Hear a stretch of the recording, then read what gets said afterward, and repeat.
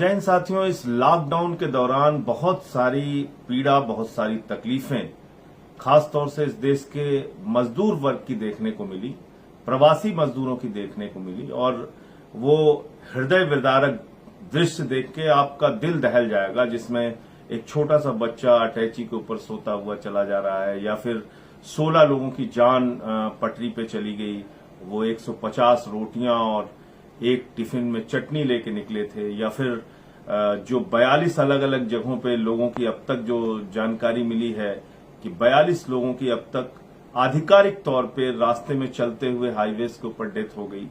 ये बताता है कि इस देश के मजदूर वर्ग के प्रति सरकार कितनी संवेदनहीन है। ये बताता है कि इस देश का एक बड़ा तबका जो राष्ट्र का निर्माता है, जिसने अपने खून पसीने से आपकी बिल्डिंगें बनाई हैं, आपकी फैक्ट्रियां चलाई हैं, आपको रिक्शे पर एक जगह से दूसरे जगह पहुंचाया है, श्रम किया है, उस वर्ग की ओर सरकार का ध्यान बिल्कुल नहीं है। सरकार पूरी तरीके से संवेदनहीन है। और ये बात मैं इसलिए कह रहा हूं कि अब तक जितनी भी घोषणाएं हुई हैं, उसमें से जो सबसे ज्यादा डिमांड थी कि भाई इन प्रवासी मजदूरों को उनके राज्यों में, उनके घरों तक पहुंचाया जाए। मैं आपको बता दूं, फिर दोहरा रहा हूं, मैं पहले भी बता चुका हूं कि लगभग 2 करोड़ यात्रियों को एक स्थान से दूसरे स्थान पर पहुंचाने की ताकत, क्षमता, कैपेसिटी रेलवे के पास है। 19,000 ट्रेनें वो एक दिन में एक स्थान से दूसरे स्थान पर चला सकते हैं। तो आप कल्पना कीजिए कि अगर 2 करोड़ लोगों को रेलवे एक स्थान से दूसरे स्थान पहुंचाने की क्षमता प्रतिदिन की रखता है, तो इन प्रवासी मजदूरों को एक दिन में, रास्ते में जाने में जो समय लगे वो अलग बात है, लेकिन एक दिन में उनके घरों पर पहुंचाया जा सकता है। लेकिन कभी कहा जाता है 15 ट्रेन चलेगी, कभी कहा जाता है 100 ट्रेन चलेगी, फिर कहा जाता है ये राज्य ट्रेन नहीं मांग रहे, फिर कहा जाता है वो राज्य। तो फिर इस पूरी सियासत में कहीं ना कहीं ऐसा लगता है कि गरीब आदमी का दर्द सरकार की सोच से गायब है, सरकार की नीतियों से गायब है, सरकार की योजनाओं से गायब है। अभी प्रधानमंत्री जी ने उस दिन एक बड़ा आह्वान किया कि देश को आत्मनिर्भर बनाना है, और इसलिए 20 लाख करोड़ रुपए का पैकेज उन्होंने देने की घोषणा की। अब 20 लाख करोड़ का पैकेज सुनने के बाद ऐसा लगा कि शायद बहुत बड़ी राहत इस देश के लोगों को मिलने वाली है। और उन्होंने ये भी कहा कि वित्त मंत्री जी इसको पूरा डिटेल में बताएंगी, समझाएंगी कि कैसे हमारा 20 लाख करोड़ रुपए का पैकेज आपको मिलेगा। अब जब वित्त मंत्री जी ने परसों पहली बार ऐलान किया, फिर कल ऐलान किया, फिर आज भी उन्होंने कुछ ऐलान किया, तो इन सारे घोषणाओं के बाद, ये 20 लाख के पैकेज की घोषणाओं के बाद ऐसा लगता है जो वित्त मंत्री की डिटेल में निकल के आया कि ये कहीं ना कहीं कर्ज लेने की एक योजना है।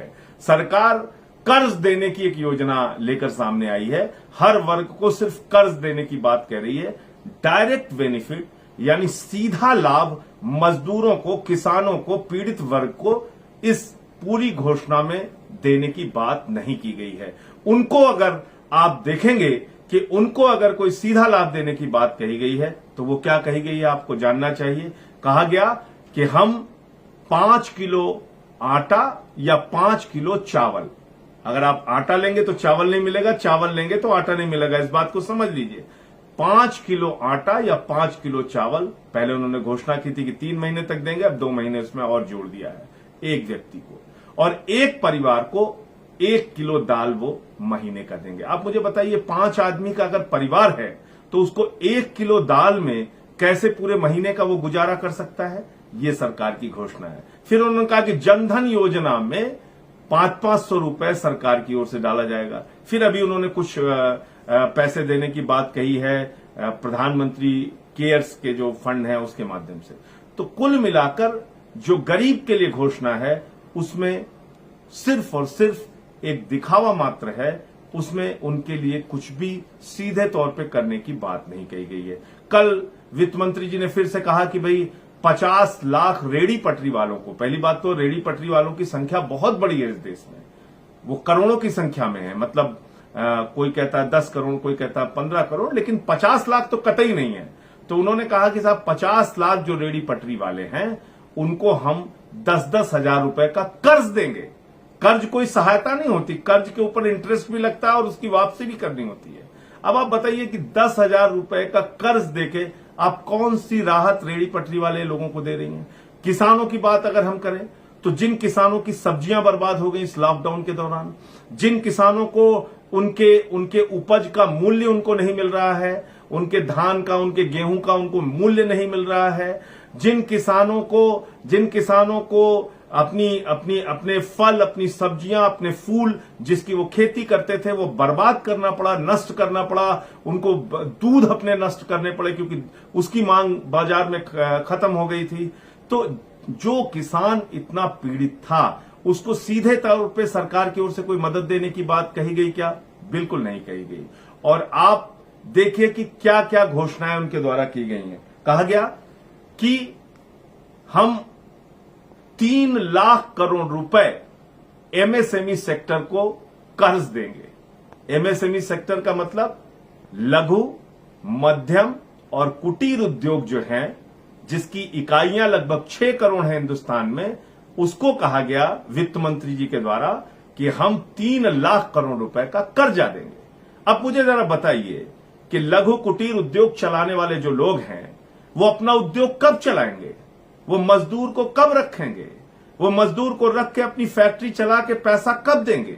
वो अपना उद्योग चला के पैसा कब देंगे? जब बाजार में उसके लिए मांग होगी, जब बाजार में उनके सामान की कीमत उनको मिलेगी। अन्यथा कोई भी व्यक्ति अपना उत्पादन नहीं करेगा अगर बाजार में मांग ही नहीं है तो। और आज की तारीख में मांग खत्म है, और जब मांग खत्म है तो फैक्ट्रियां बंद हैं, और फैक्ट्रियां बंद हैं तो वो लोन किस बात का लेंगे और क्यों अपनी फैक्ट्री चलाना चाहेंगे, और क्यों बिठाल के, अगर मांग नहीं है बाजार में तो क्यों उत्पादन अपना करेंगे? लेकिन उसके लिए 3 लाख करोड़ रुपए का कर्जा रख दिया गया।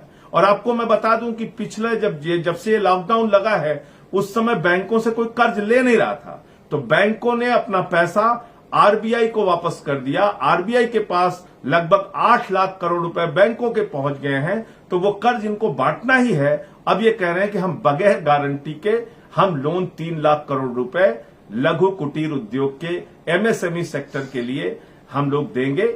लेकिन आप ये समझिए इसमें विसंगतियां जो आगे आने वाली हैं। राष्ट्रीयकृत बैंकों में जब आप जाएंगे हो सकता है वहां पे सरकार के इस आदेश का कुछ दबाव चले, लेकिन जब आप प्राइवेट सेक्टर बैंक में जाएंगे तो क्या आपको वो लोन दे देंगे इतनी आसानी से? क्या आपको राष्ट्रीयकृत बैंक भी इतनी आसानी से लोन दे देंगे क्या? ये कर्ज पाना कोई आसान काम नहीं होगा।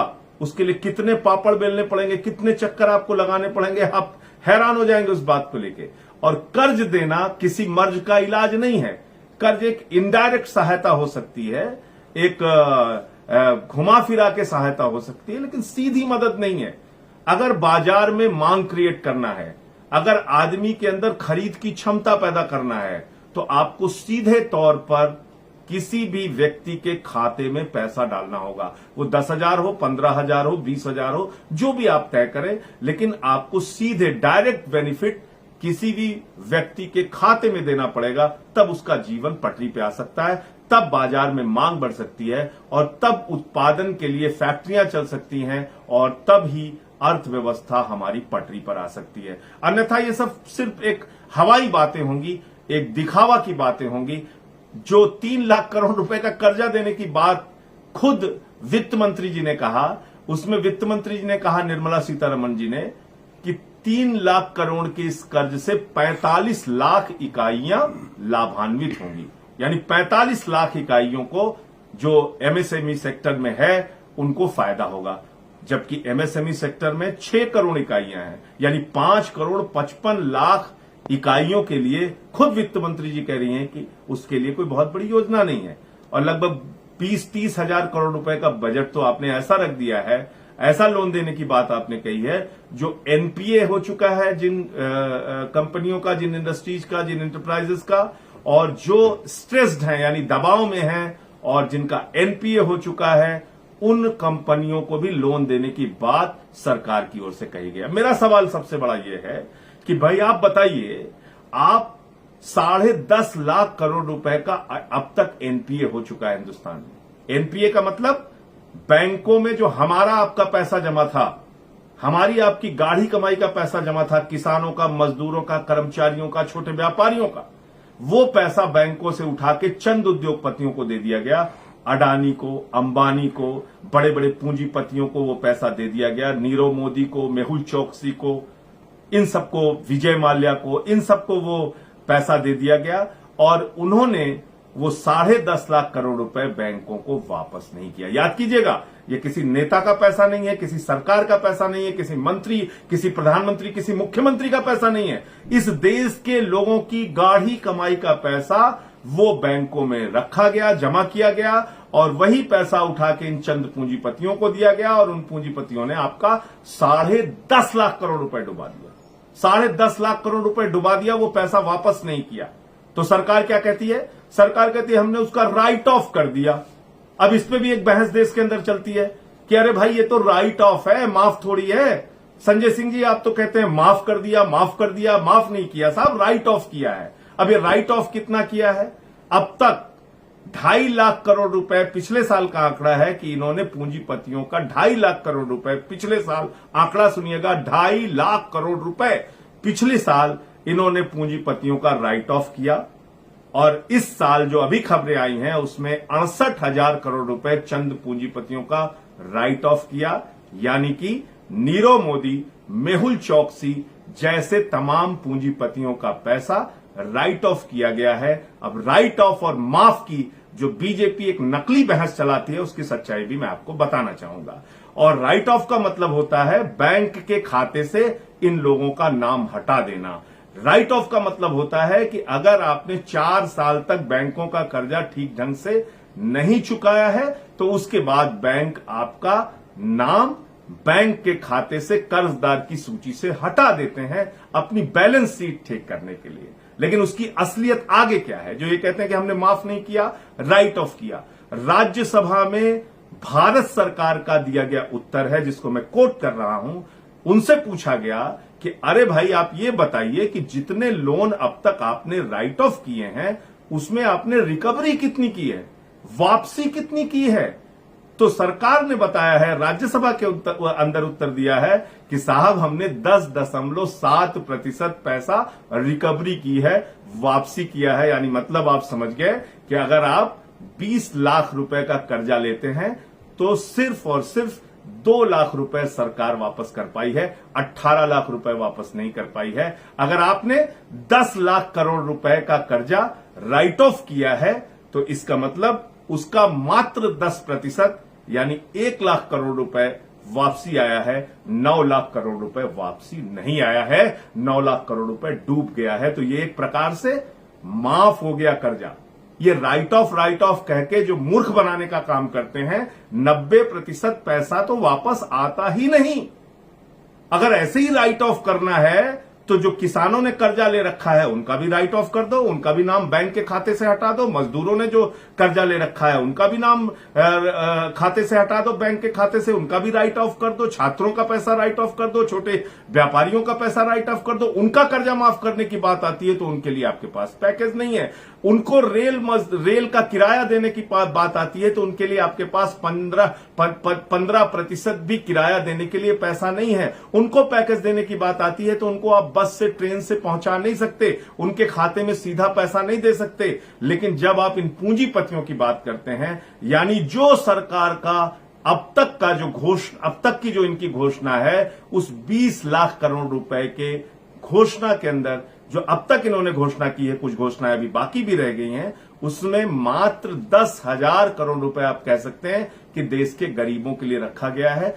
बाकी पैसा सिर्फ और सिर्फ एक दिखावा मात्र है, एक कर्ज के तौर पे जो आपसे वापस लिया जाएगा, सीधे तौर पे कोई सहायता नहीं दी गई। 4 करोड़ रुपए देश के करोड़ों लोगों के लिए और 10.5 लाख करोड़ रुपए चंद पूंजीपतियों का माफ कर देना। 68,000 करोड़ रुपए नीरव मोदी, मेहुल चौकसी जैसे लोगों का माफ कर देना। 2.5 लाख करोड़ रुपए पिछले वर्ष चंद पूंजीपतियों का माफ कर देना। तो ये पूरा खेल है। आपको ये समझना होगा कि सरकार की प्राथमिकता क्या है, सरकार की जिम्मेदारियां क्या है, सरकार की सोच क्या है। सरकार की सोच में कहीं क्या आप आते हैं? क्या वो माताएं बहनें जो रास्ते में डिलीवरी हो जा रही है और अपने बच्चे को लेके पैदल कई किलोमीटर तक चलते हैं? क्या वो बच्चे, मासूम बच्चे जो अटैची पर सो जाते हैं, उनको मां घसीटते हुए ले जाती है? क्या वो लोग जो रेल की पटरी पर अपनी जान दे देते हैं या हाईवेज पे चलते हुए जिनका एक्सीडेंट हो जाता है या ट्रेन से नहीं जाने को मिला तो कहीं साइकिल से जा रहे हैं, कहीं टेम्पो से जा रहे हैं, कहीं ऑटो से जा रहे हैं और रास्ते में उनका एक्सीडेंट हो जाता है। ऐसे भी हृदय विदारक दृश्य हम लोगों ने देखे। मुंबई से एक व्यक्ति अपने पूरे परिवार को लेकर लखनऊ जा रहा था और रास्ते में उसका एक्सीडेंट हो गया। क्या उनके बारे में कोई सोच, कोई योजना, कोई राहत, कोई पैकेज इस 20 लाख करोड़ में दिखती है आपको? नहीं, सिर्फ और सिर्फ लोन बांटो योजना है ये, कर्ज बांटो योजना है ये, आम आदमी को मजबूत करने की योजना नहीं है। मैं कुल मिलाकर इतनी बात आपसे कहना चाहता हूं। और साथ ही साथ आपने आत्मनिर्भर शब्द बहुत सुना होगा, तो मैं पूछना चाहता हूं कि आत्मनिर्भर आप किसको बना रहे हैं? इस पूरे पैकेज में भी आपने 90,000 करोड़ रुपए डिस्कॉम कंपनियों को, बिजली कंपनियों को देने की बात कही है। अब वो 90,000 करोड़ रुपए बिजली कंपनियों को मिलेगा तो किसका है आप जानते हैं? अंबानी की बिजली कंपनियां हैं, अडानी की बिजली कंपनियां हैं। और आपने कह दिया साहब हम आपको 90,000 करोड़ रुपए का पैकेज दे रहे हैं, आप सस्ती बिजली दीजिएगा। अरे भाई, उत्तर प्रदेश में आप गन्ना मिल मालिकों को सीधे पैकेज दे देते हैं और उनसे कहते हैं भाई आप किसानों का पैसा दे दीजिएगा। कभी किसानों का पैसा वो लोग देते हैं क्या? तो कभी इन डिस्कॉम कंपनियों को आपने 90,000 करोड़ रुपए का पैकेज दे दिया, इनसे क्या आप उम्मीद कर सकते हैं कि एक भी पैसे ये बिजली का दाम कम करेंगे? हर जगह बिजली का दाम बढ़ाने का काम करेंगे, बिजली का दाम कम करने का काम नहीं करेंगे। तो इसी प्रकार से मैं ये कहना चाहता हूं कि इस पूरे पैकेज में, इस पूरी योजना में जो कुछ भी है वो दिखावा मात्र है और मात्र 10,000 करोड़ के आसपास का गरीबों के लिए पैकेज है, जो कुछ भी नहीं है, जिससे कोई आप हालत देखिए कि दिल्ली सरकार के शेल्टर होम की फोटो, दिल्ली सरकार के शेल्टर होम की फोटो वित्त मंत्री जी दिखा रही हैं कि साहब ये हमारी राहत की योजना है और ये हमारा पैकेज है, उसकी फोटो वो अपने प्रेस कॉन्फ्रेंस में दिखा रही हैं। आप इनका मानसिक दिवालियापन सोचिए कि ये कह रही हैं कि 18,000 करोड़ रुपए टैक्स पेयर्स का रिफंड, जिसका नाम ही रिफंड है, यानी आपका पैसा आपको मिलेगा, वो 18,000 करोड़ रुपए भी ये अपने पैकेज में गिनवा रही हैं। आप इनकी मानसिकता देखिए कि one nation one ration card, ये घोषणा रामविलास पासवान जी ने 20 जनवरी 2020 को की। उन्होंने कहा कि 16 राज्यों में ये योजना लागू हो चुकी है, one nation one ration card. लेकिन कल वित्त मंत्री जी उसको दोबारा गिनवा रही थी अपने पैकेज में, अपनी योजना में, अपनी राहत में, कह रही थी one nation one ration card इस देश में होगा। अरे भाई, ये तो 6 महीने पहले 20 जनवरी को, लगभग 5 महीने पहले 20 जनवरी को आपके ही सरकार के मंत्री रामविलास पासवान जी बता चुके हैं। उसका वीडियो है बाकायदा कि 16 राज्यों में ये योजना लागू हो चुकी है और उसको भी आप अपने में गिनवा रहे हैं। तो कुल मिलाकर ये पैकेज तो ऐसा लगता है कि भारत सरकार आपसे ये कहना चाहती है कि देखो भाई, हिंदुस्तान की धरती पर आपको हवा मुफ्त में मिल रही है क्या? अगर हवा मुफ्त में मिल रही है, सरकार आपसे कोई पैसा ले रही है क्या? नहीं ले रही है। तो सरकार की ओर से भारत की धरती पर आपके लिए पैकेज है कि आपको हवा मुफ्त में मिल रही है। सरकार ये कहना चाहती है कि देखिए भाई, आप सड़कों पर पैदल चलते हैं, हम आपसे कोई पैसा लेते हैं क्या? पैसा नहीं लेते। ये सरकार की ओर से आपके लिए पैकेज है। हमने हजारों करोड़ की सड़कें बनवाई, लेकिन आपको उसमें फ्री चलने की सुविधा हम दे रहे हैं। आप पैदल चल सकते हैं फ्री, उस पर वॉक कर सकते हैं। ये हमारा पैकेज है। तो कुल मिला के सरकार का ये जो पैकेज है, ये कुल मिला के इसी प्रकार का है कि आपको सरकार मूर्ख बनाने का एक और अभियान, एक और योजना, एक और पैकेज लेकर सामने आए हैं। ये बात कह रहे हैं लोकल वोकल, ये शब्द अपने आप में सुनने में बहुत अच्छा लगता है, लेकिन आप मुझे बताइए, आप कह रहे हैं हम स्वदेशी को बढ़ावा देंगे। हिंदुस्तान में तो शरबत बहुत अच्छा मिलता है, कई तरह का शरबत मिलता है। हम लोग तो पहले से कह रहे हैं कि भाई नींबू का शरबत और खरबूज का शरबत, तरबूज का शरबत, मौसमी का शरबत, मट्ठे यहां बहुत अच्छे मिलते हैं गांवों में। तो आपने पेप्सी कोला पिलवा के लाखों करोड़ रुपए का बिजनेस उनको करने की अब तक छूट दी है। तो क्या हम लोग ये समझे कि ये सारे पेप्सी कोला अब यहां से भागेंगे? ये अंकल चिप्स यहां से भाग जाएगा? ये तमाम कॉलगेट वाले ये सब बंद कर देंगे? अब हिंदुस्तान में अपना मंजन बिकेगा क्या? अब हिंदुस्तान में अपने शरबत लोग बेचने के लिए छूट होगी क्या? अब ये आलू का चिप्स बनाने के लिए जो पेप्सी कंपनी को आपने हिंदुस्तान के अंदर बुला रखा है, वो अंकल चिप्स की जगह अब हिंदुस्तान की माताएं बहनें अपने चिप्स बनवा के बेच पाएंगी क्या? क्या आप इनको भगा रहे हैं हिंदुस्तान से? अरे आपकी सोच और आपकी विचारधारा तो ये है, शर्म आती है कहते हुए रक्षा जैसे संवेदनशील क्षेत्र में 49% की एफडीआई की छूट मोदी सरकार ने, भारतीय जनता पार्टी की सरकार ने दी है। यानी 49% विदेशी निवेश की छूट रक्षा जैसे संवेदनशील क्षेत्र के अंदर भाजपा सरकार ने दी है। इस देश के अंदर रिटेल के व्यापारी लड़ते रहे, मांग करते रहे, निवेदन विनती करते रहे, रिटेल में एफडीआई मत लाओ, हम बर्बाद हो जाएंगे, हम तबाह हो जाएंगे। लेकिन रिटेल के अंदर 100% एफडीआई विदेशी निवेश लाने का काम भाजपा सरकार ने किया है। और आज आप इस देश के लोगों को मूर्ख बनाने के लिए कह रहे हैं लोकल, वोकल, स्वदेशी, विदेशी। ये बात आप लोगों के मुंह से अच्छी नहीं लगती।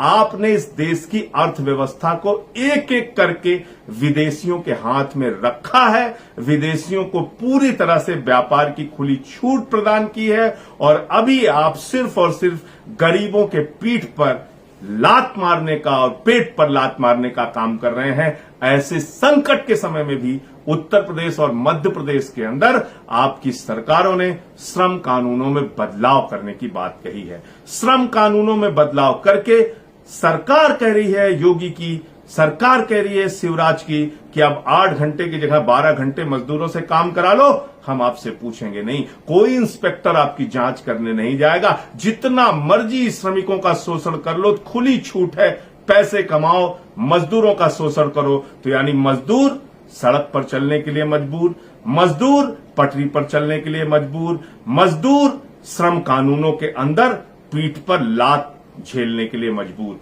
तो मैं ये कहना चाहता हूं कि ये सरकार सिर्फ और सिर्फ, और भारतीय जनता पार्टी की सोच सिर्फ और सिर्फ पूंजीपतियों को और ताकतवर बनाने की सोच है।